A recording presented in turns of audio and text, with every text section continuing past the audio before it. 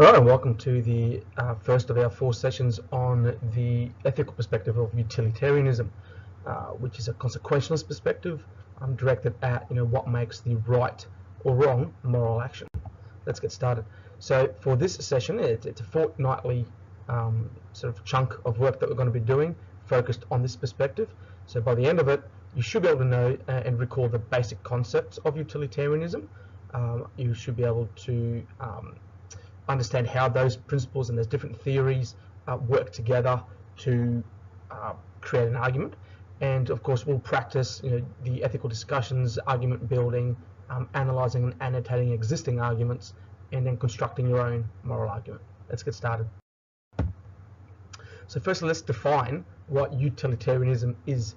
It's derived from the word utility or usefulness, which is in general referred to something that has a purpose or an action. So for example, a rock by itself has no purpose, has no utility, but when I apply it to weighing down papers in a breeze, that rock suddenly has a purpose, a utility. Likewise, if I have a bottle opener, if I didn't drink, that particular tool would have no purpose or utility, or if bottles hadn't been invented at all, there'd be no purpose for that tool. However, there is a purpose for that tool, which is to open a bottle and have a drink, and that's my goal has been achieved. Take a whistle. If I design and create a whistle that calls unicorns, fantastic, I'll call it a unicorn. However, we know that unicorns aren't real, so really the purpose of that whistle is useless. It has no purpose. However, it does have the side effect that it annoys the neighbors, which is great because it makes me happy. So again, it has a purpose. Okay, one of our two main philosophers that revolve around utilitarianism, Jeremy Bentham and John Stuart Mills. Jeremy Bentham, which we will cover in this session, and then John Stuart Mills will cover in the next session.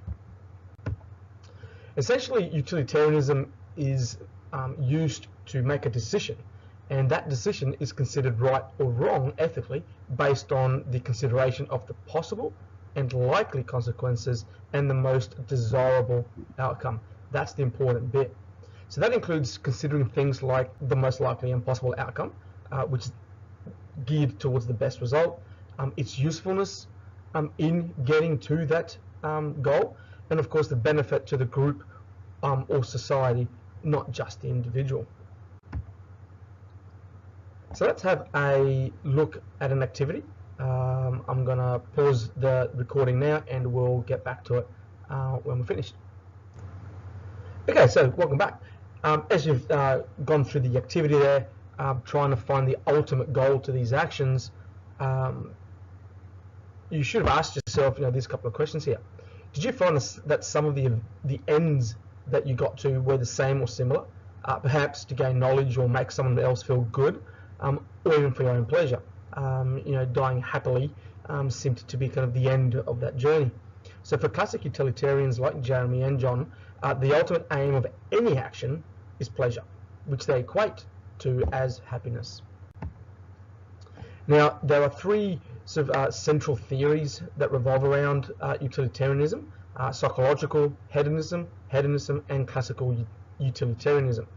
Now, the word hedonism is essentially Greek for pleasure, and the 3 various perspectives going to support and contradict each other at the same time.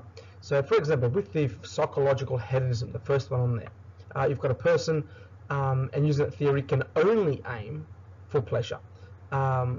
It's psychological, it's human nature, you've got no choice. The actions that we take can only aim for one result, which is pleasure. The second theory there, just the basic hedonism, seems to give you a bit more of an option. You should aim for pleasure.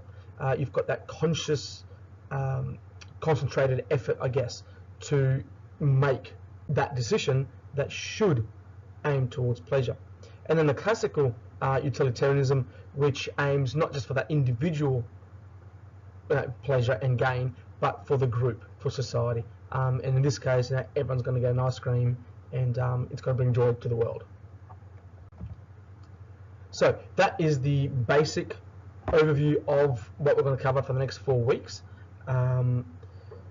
Hopefully you can now recall some of those basic concepts that we just looked at. You can understand how those principles may start to apply to theories and to actions, and well, you've discussed some stuff in that scenario that we had then. So thank you, and join me next time.